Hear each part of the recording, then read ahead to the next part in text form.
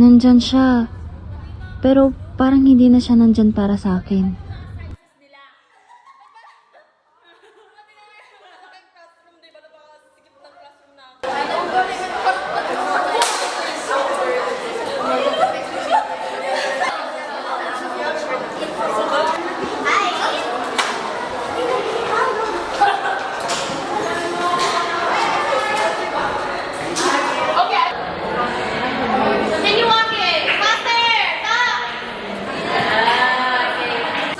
Nakikita ko si Flo. Parang na hindi maganda siya sinasabi ko sa atin. Dinadamay tayo sa mga usap-usapan. Hindi ko alam pero may hindi maganda sa babae. Pero parang hindi naman yata ganun si Flo. Hindi ko siya kilalang ganun. Pero tignan mo na lang kung paano naman siya sa ating lady. Alam ko. Kaya lang, huwag lang kayo magpauto. Di na natin kilala si Flo eh. Ang dami kong ang naririnig ng mga kwento tungkol sa kanya.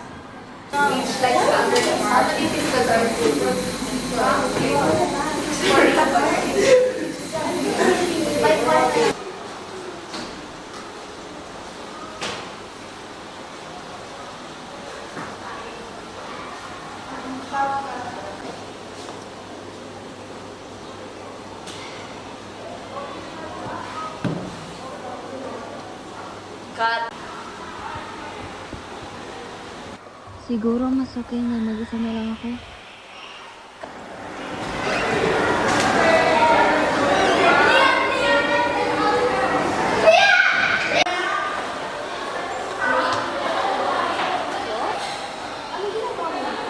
Miss Dalisay, pasensya na po. Alam kong dapat nasa klase ako pero... Ay nako, hindi ako ibig kong itanong. Yung itutukoy ko ay, bakit para ang makikita mo ngayon? Bihira ko lang kita makita ganyan. Yung wala sa sarili. Sige na po, sabihin mo sa akin. Ako ay nag-aaral na para sa'yo. Wala na to, Miss Dalisay. Hindi niyo na po kailangan mag-alala pa. Sadyang masama na talaga ako. Marami na akong pinagdaanan mo sa mga araw, Flo. Pero yan, di ka na nararamdaman mo. Hindi lang yung dahil sa mga. Sige, di mo na kailangan sabihin sa akin. Hindi ko naman sinasadama ng ito. Huwag ka mag-alala. Gusto mo mag-isip ka sa letters.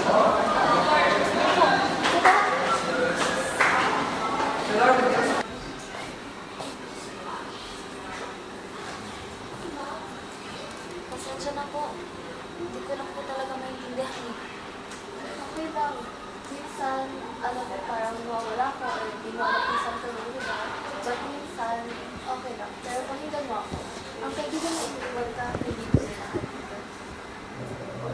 Pero, paano po kung totoo nga po silang mga kaibigan? Paano kung may nagawa ako talaga akong mali? Paano kung kasalanan ko talaga to? May naisip ka bang nagawa mong mali sa kanila? Wala po. O diba, kahit meron man yan, dapat napag-usapan, hindi yung iiwasin ka lang nila. Kasi sinisip ko din wala ka naman talaga magagawang mali eh.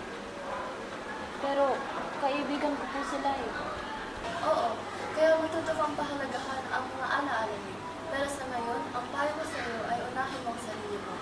At pag nagawa mo na at alam mo na sa sarili mo na kaya mo na silang patawarin, gawin mo at huwag mo gawin para sa kanila, gawin mo para sa iyo. Kasi dapat unahin mo ang sarili mo sa kanila.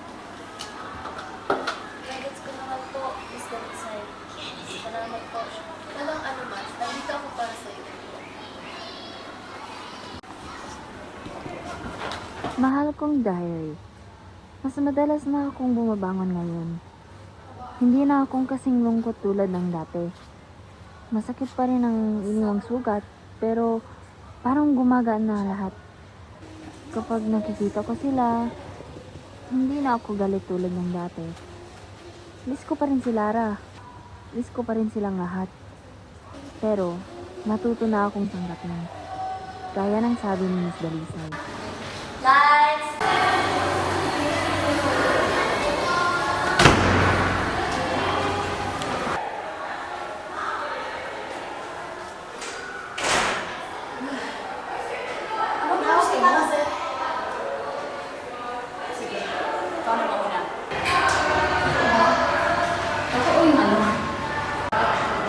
May nagsalita ka na masama tungkol sa amin. Ayun pala yung sabi ni Abby. Grabe ka, Lara. Magkababata tayo. Sa lahat ng paghihirap mo, andun ako. Tapos, ganun lang. Maniwala ka agad sa kanya. Hindi ko naman intention na basta ko na lang ginawa. Pero yun ang ginawa mo eh. Kinampihan mo siya agad. Nasa kanya narinig mo yung best friend mo. Sasira ako sa iba. Pero hindi ko nga yung ginawa eh. Hindi ako nandito para makipag-away. Eh ano bang dahilan? Ba't mo ba ako pinatawag dito? Nandito ako para hindi niya nagtawag.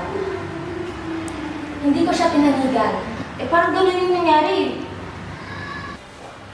Hindi ko siya pinanigan. Pero hindi rin kita pinagtanggol. Hinayaan ko lang silang magsalita. Hinayaan ko silang paniwalaan ng iba. Kasi natakot ako, Flo. Natakot ako mawala ka. Mawala sila. Mawala ang pagkakaibigan natin. Pero hindi ko silang manira sa'yo at kahit hindi ako sumang-ayon, hindi ko rin sila pinatulog. Kung duwag ko, hindi ka duwag. Best friend kita.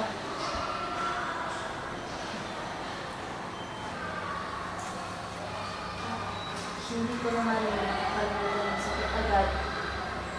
Pero ayaw ko makalimutan ko eh. Dahan-dahan lang. Hindi mo kailangan tatawarin agad. Eventually. Eventually.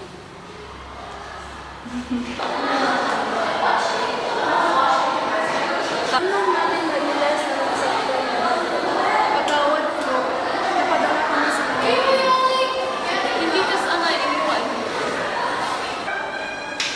Hindi ko sila pinaniwalaan. Pero hindi rin kita pinagtanggol. Tawad, Flo.